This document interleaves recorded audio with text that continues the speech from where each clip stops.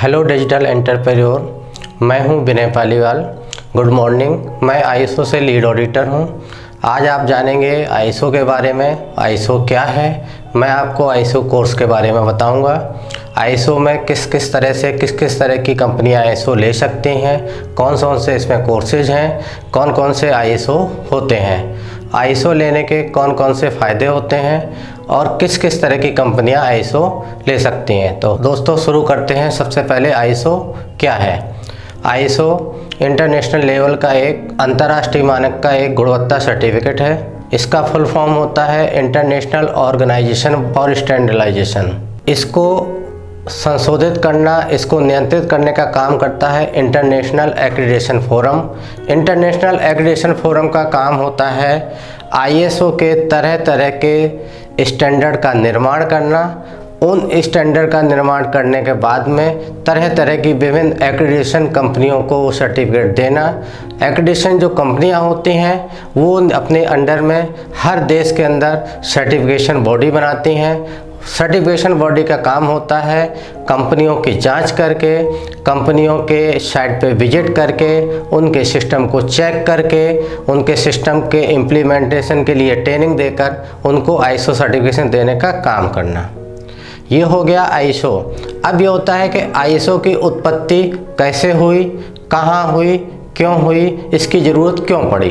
तो दोस्तों सबसे पहले हम बताते हैं आईएसओ शब्द क्या है, इसका नाम आईएसओ ही क्यों रखा गया। तो आईएसओ ग्रीक भाषा के ईसो शब्द से लिया गया है। ईसो का मतलब होता है समानता। समानता यानी कि अपनी बराबरी पर लाना। आपने दोस्तों पढ़ा होगा विकसित देश और विकासशील देश। विकसित देश वो होते हैं जिन्होंने अपनी टेक्नोलॉजी को पूरी तरह से इम्प्लीमेंट कर लिया है। विकासशील देश वो होते हैं जो अभी अपने आप को इम्प्लीमेंट करना चाहते हैं, प्रोग्रेस करना चाहते हैं, विकास की ओर अग्रसर होना चाहते हैं। तो जिस तरह आपने देखा है कि यूएनओ एक संस्था है, यूनाइटेड नेशन ऑर्गेनाइजेशन, उसी तरह एक संस्था है डब्ल्यूएचओ जो हेल्थ के क्षेत्र में काम करती है। उसी तरह संस्था है आईएएफ इंटरनेशनल एक्रीडेशन फोरम। इसका उद्देश्य ये है कि पूरे वर्ल्ड में सभी देश अपनी अपनी टेक्नोलॉजी को एक दूसरे को हस्तांतरित करें आईएसओ के द्वारा, और जिससे कि सब लोग बराबरी पर आ सकें। इंटरनेशनल एक्रीडेशन फोरम का अंतर्राष्ट्रीय कार्यालय जिनेवा स्विट्जरलैंड में है। इसकी स्थापना 1947 में हुई थी। सबसे पहले आईएसओ जो आया था वो था 9000, फिर हुआ 9001, फिर आया 9001 2008, 2015, इस समय लेटेस्ट में है। दोस्तों आपने अभी पीछे सुना होगा कि आया WTO विश्व व्यापार संगठन। लगभग देश के सभी देशों ने विश्व व्यापार संगठन यानी WTO पे हस्ताक्षर किए। WTO का मतलब है कि सभी देश एक दूसरे देशों में जाकर व्यापार करें और वहाँ से अपने व्यापारियों के साथ, कंपनियों के साथ अपने बिजनेस टाई अप करें। इसके लिए हमारे देश ने भी WTO में हस्ताक्षर किए।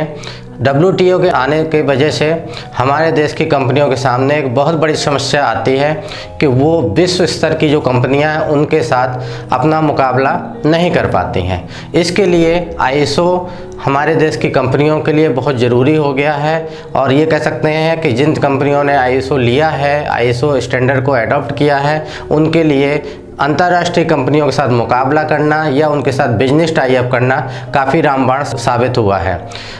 इसीलिए आज हमारे देश में आईएसओ की बहुत ज़्यादा आवश्यकता है। और जितनी भी खासकर नई कंपनियां जो अपनी स्थापना करने जा रही हैं या शुरुआती दौर पर संघर्ष कर रही हैं, अगर वो शुरुआत से ही आईएसओ को अडॉप्ट कर लेते हैं, आईएसओ के सिस्टम को ले लेते हैं, उसके क्वालिटी स्टैंडर्ड को अपना लेते हैं, तो उन्हें बहुत जल्दी ही अपने बिजनेस को ग्रोथ करने में मदद मिलती है।